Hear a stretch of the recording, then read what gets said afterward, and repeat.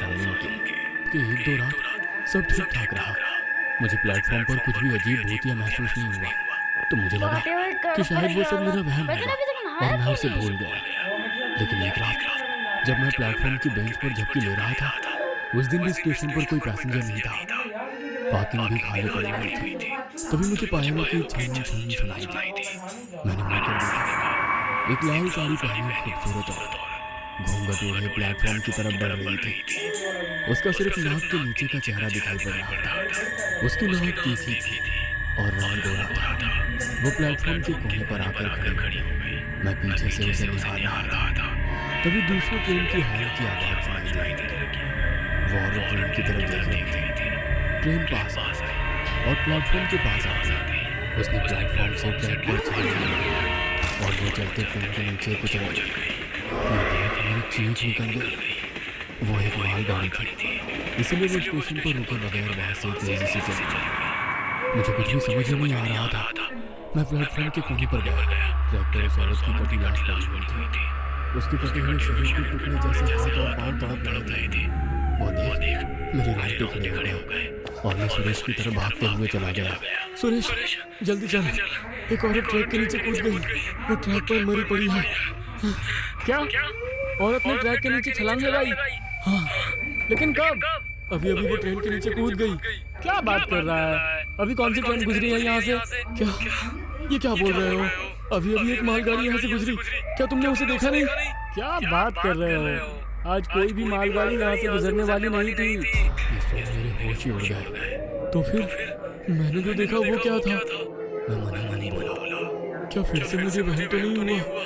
मैंने अपने आप से पूछा और फिर भागते हुए ट्रैक के पास पहुंचा। लेकिन इस बार भी मुझे ट्रैक पर कोई लाश दिखाई नहीं पड़ी। मुझे कुछ भी समझ में नहीं आ रहा था कि मेरे साथ क्या हो रहा है। मैं सोचने लगा कि कहीं मैं पागल तो नहीं हो रहा। लेकिन फिर मेरे मन में एक बात आ गई, कहीं वो स्टेशन भूतिया तो नहीं। और फिर मेरे दिमाग में कुछ बातें आने लगी। मैं सुरेश की तरफ गया। सुरेश, सच बताओ, कहीं ये स्टेशन भूतिया तो नहीं?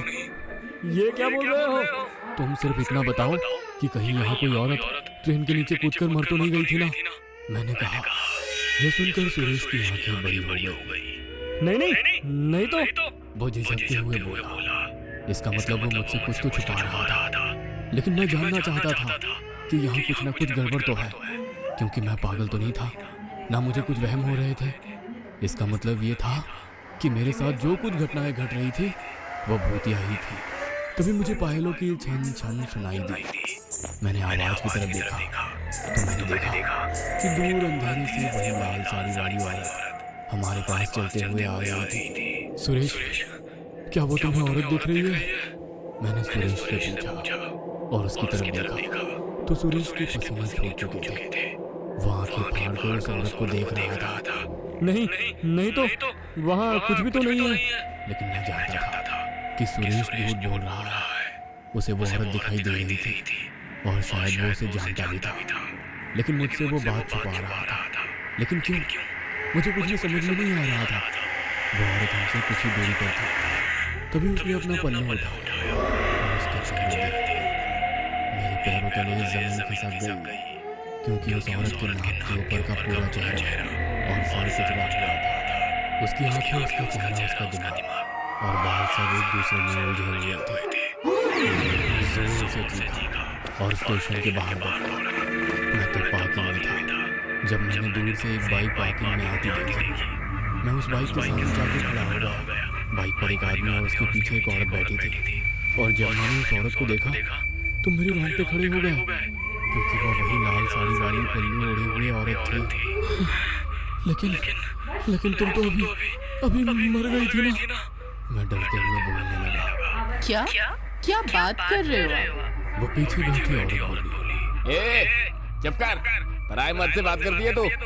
उसके सामने बैठा आदमी उसके चिल्लाया। उसका चिल्लाना सुनकर वो औरत भी गुस्सा हो गई। ये आदमी तो मुझे चैन से न जीने दे रहा है न मरने दे रहा है। वो गुस्से में बोली और बाइक से उतर गई और बैग लेकर रेलवे स्टेशन की तरफ चली गई।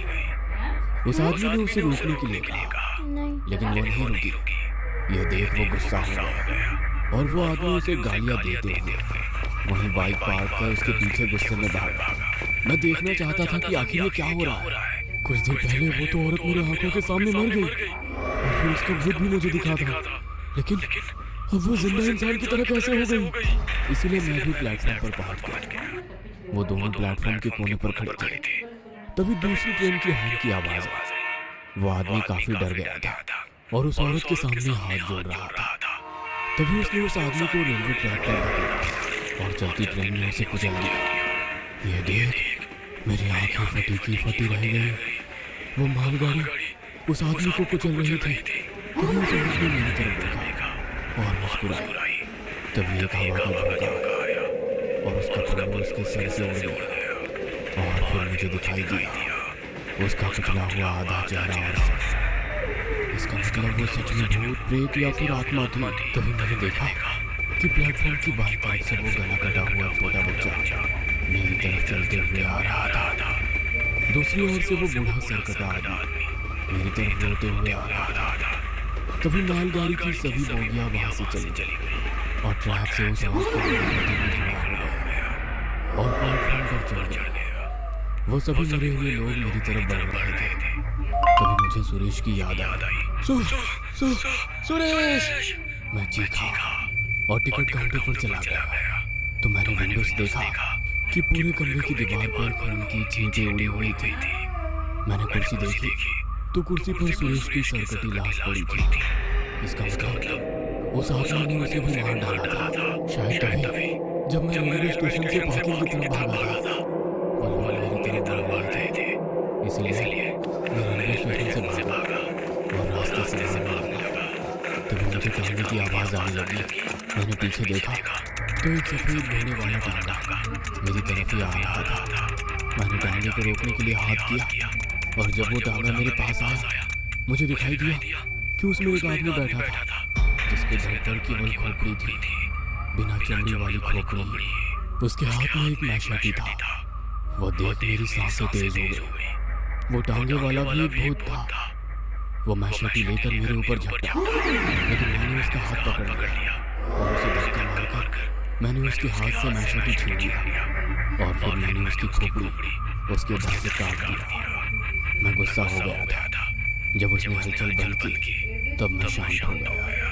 तभी मेरी नजर टांगे में रखी एक बैग पर गई। मैंने उस बैग को उठाया और उसमें उस टांगे वाले की खोपड़ी और मैशेटी डाला, क्योंकि मैं सब लोगों को दिखाना चाहता था कि सच में मैंने भूत देखे थे। क्योंकि मुझे पता था कि बिना सबूत के सभी लोग मुझे पागल कहेंगे, लेकिन मैं पागल नहीं हूँ। मैं अपनी जान बचाते हुए वो बैग लेकर रास्ते में भाग रहा था कि तभी मैंने पीछे से बस आती देखी और फिर आप लोगों ने मुझे बचा लिया, वरना वो लाल साड़ी वाली औरत मेरी जान ले लेती। सत्या ने अपनी हाथ देती बताई थी। उसकी हाथ देती सुनकर ड्राइवर, कंडक्टर और आसपास बैठे 4-5 पैसेंजर डर के मारे सुनने पड़ गए थे। तभी कंडक्टर की नजर सत्या के पैर के नीचे रखी बैग पर पड़ी। क्या इसी बैग में उस टांगे वाले की भूत की खोपड़ी है? हाँ, क्या आप लोग देखना चाहोगे? वो बैग और खून से भीग चुकी थी। नहीं, मैं नहीं देख पाऊंगा। बगल वाली सीट पर बैठा बूढ़ा सत्या से बोला। तभी बस के पीछे से एक गाड़ी जोर जोर से हॉर्न मारने लगी। ड्राइवर उस कार से तंग आ गया था। शायद वो कार वाले उस बस को रोकने के लिए कह रहे थे। ड्राइवर ने बस की स्पीड धीमी की। तभी वो कार आगे निकल गई और उसने रास्ता रोक लिया। ड्राइवर ने बस रोक दी। तभी उस कार से 2 आदमी नीचे उतरे। कंडक्टर ने दरवाजा खोला। वैसे वो आदमी बस में चढ़ गए और पीछे की सीट की तरफ चले गए। कौन है ये लोग? शायद पैसेंजर्स हो। तभी एक आदमी ने सत्या की गर्दन पीछे से पकड़ ली और उसे दबोच लिया। सत्या के हाथ बैग की तरफ जाने लगे। उसने बैग उठाकर बैग खोली और उसमें से मैशेटी हाथ में लिया। तभी बस में चढ़े दूसरे आदमी ने उसका मैशेटी वाला हाथ पकड़ा और सत्या के हाथों से बैग नीचे गिर गया। बैग नीचे गिरते उसमें से एक आदमी का कटा सर नीचे गिर गया। वो कटा सर देख पैसेंजर्स की चीख निकल गई। बस में चढ़े 2 आदमियों ने सत्या को दबोच लिया। उसमें से एक आदमी चिल्लाया, शांत हो जाओ सब लोग, ये आदमी पागल है। कुछ दिन पहले पागल खाने से भागा था। और इसने अभी कुछ दूरी पर रास्ते पर एक कार वाले का खून किया है और उसका सर काटकर बैग में रखकर वहां से भाग निकला।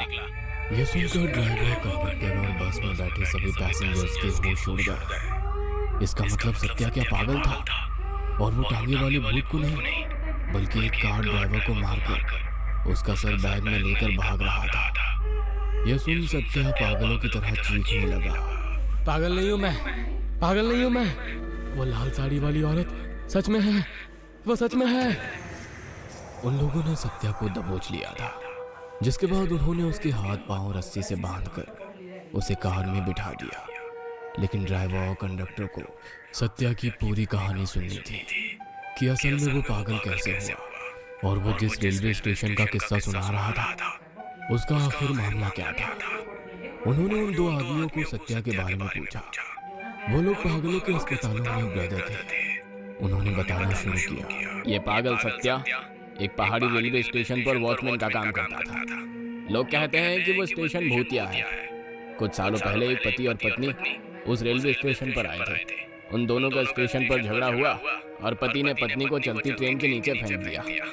वो औरत प्लेटफॉर्म के आगे वाली ट्रैक पर ही ट्रेन के नीचे आकर मर गई। उसके मरने के कुछ दिन गुजर जाने के बाद उसके पति ने अचानक प्लेटफॉर्म से ट्रेन के आगे छलांग लगाई और उसकी भी मौत हो गई। लोग कहते हैं कि उसकी बीवी की आत्मा ने ही उसे खुदकुशी करने के लिए मजबूर किया था। सत्या जब उस स्टेशन पर काम करने आया तो उसे भी उस औरत की आत्मा ट्रेन के सामने छलांग लगाते हुए दिखती थी।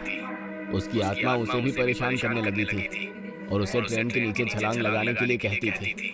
लेकिन एक दिन सत्या गुस्सा हो गया। वो बस उस औरत की आत्मा को खत्म करना चाहता था।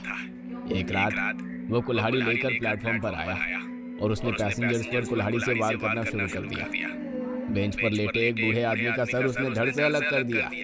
एक छोटा बच्चा टंकी के पीछे छुपा हुआ था, उसने उसका भी सर काटकर अलग कर दिया। यहाँ तक कि उसने अपने ही दोस्त जो कि टिकट काउंटर विंडो पर बैठता था उसको भी काटकर मार डाला। यह सुन सत्या कार से चिल्लाने लगा। मैंने सुरेश को नहीं मारा, मैंने उसे नहीं मारा, उसे उस औरत की आत्मा ने मार डाला। उसके बाद पुलिस ने सत्या को पकड़ लिया। तब उसने बताया कि हर आदमी में उसे वो औरत दिखाई दे रही थी, इसलिए वो हर किसी पर कुल्हाड़ी से वार कर उसे मारने की कोशिश कर रहा था।